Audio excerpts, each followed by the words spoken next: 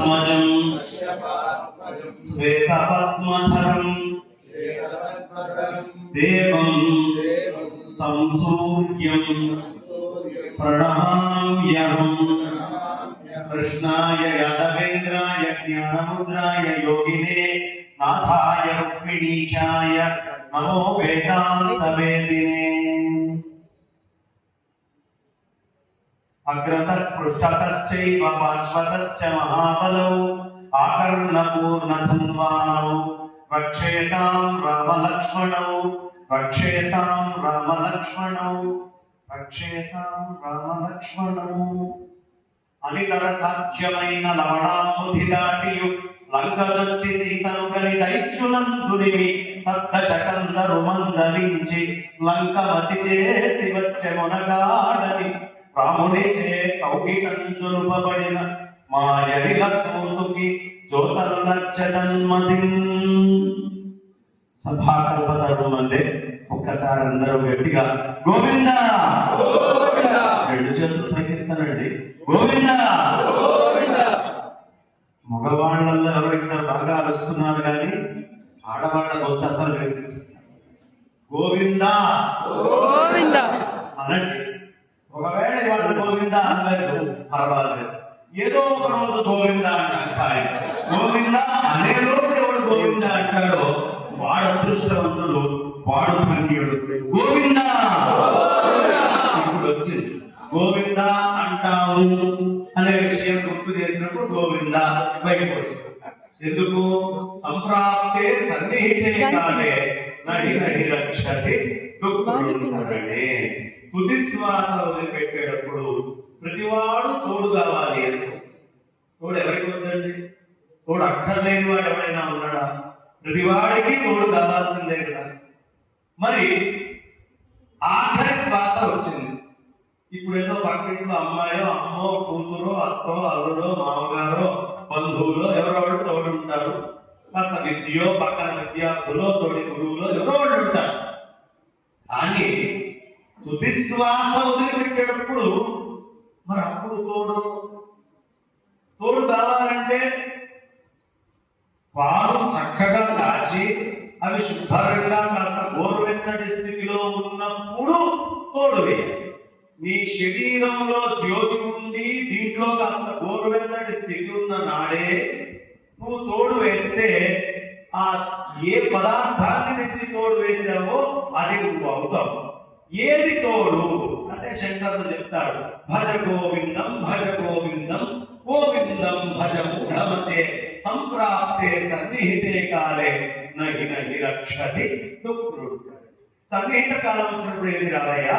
నువ్వు బతికున్న నాడు, నీ నోట్లో నుంచి శబ్దం బయటకు వచ్చే నాడు, నువ్వు 4 మాటలు మాట్లాడగలిగే నాడు, నీ లోపల శక్తి క్షమ అన్ని ఉన్న నాడే భగవన్ నామము భగవత్ గుణ గణము అనేటటువంటి దాన్ని, ఆ భగవత్ స్వరూపం అనే దాన్ని తోడు తెచ్చి వేసుకుంటే తుది శ్వాస వదిలేనాడు నువ్వు భగవత్ స్వరూపం అవుతావు. దీంట్లో అనుమానం లేదు. ఎలా అయితే పెరుగు వేయడం వల్ల పాలు మొత్తము పెరుగుగా మారినాయో, భగవత్ నామాన్ని భగవత్ తత్వాన్ని భగవత్ స్వరూపాన్ని తోడుగా తెలుసుకోవడం వల్ల నీ జీవితం అద్భుతంగా ఉంటుంది. సరే, బాగుందండి.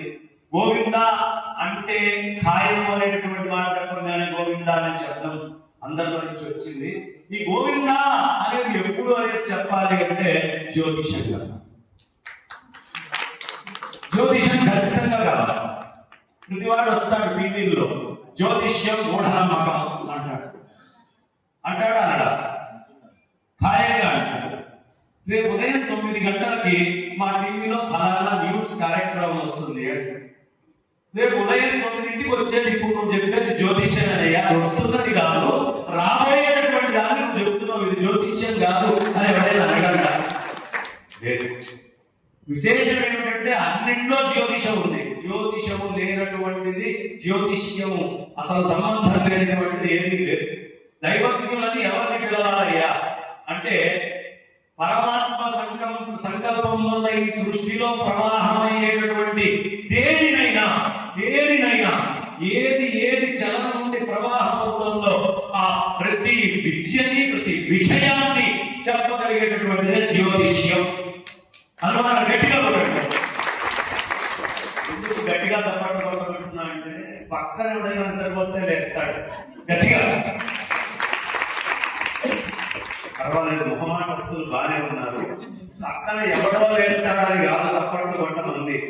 ఈ జీవుడు ఎన్నో జన్మల నుంచి నిద్రపోతున్నాడు కాబట్టి పునరపి జననం పునరపి మరణం పునరపి జనని జఠరే శయనం ఇహ సంసారే బహుదుస్తారే కృపయా పారే పాహి మురారే. ఆ నిద్రపోతున్న వాడిని లేవడం కోసం ఆ జీవుడు వాడు పడుకొని ఉండడం వల్లగా ఇన్ని జన్మలు, ఇన్ని కష్టాలు, ఇంతమంది జ్యోతిష్యులు ఇన్ని రకాలైనటువంటి పరిహారాలు సమాధానాలు వెతుక్కుంటుంది. ఎందుకు మనము? జీవుడు నిద్రపోతున్నాడు, వాడు లేవాలి. వాడు లేవాలంటే ఎలా లేస్తాడయ్యా అంటే 5 జ్ఞానేంద్రియాలు 5 కర్మేంద్రియాలు దగ్గరికి తీసుకొచ్చి మనస్యేకం వచస్యేకం కర్మణ్యేకం మహాత్మన అనేటటువంటి స్థితిని దగ్గర నువ్వు తీసుకొస్తే అప్పుడు ఈ ఒకటే దగ్గరికి తెచ్చినటువంటి ఇంద్రియాల నుంచి శబ్ద బ్రహ్మం బయటకు వస్తుందయ్యా. ఆ శబ్ద బ్రహ్మం వల్ల నీకు పరమతత్వం వస్తుంది. కాబట్టి ఈ జీవుడు మేలుకోవాలి అంటే శబ్ద బ్రహ్మం ఒక్కటే సాధన. కాబట్టి నీ కర్మేంద్రియ జ్ఞానేంద్రియ సంబంధ వాడు లేస్తాడు.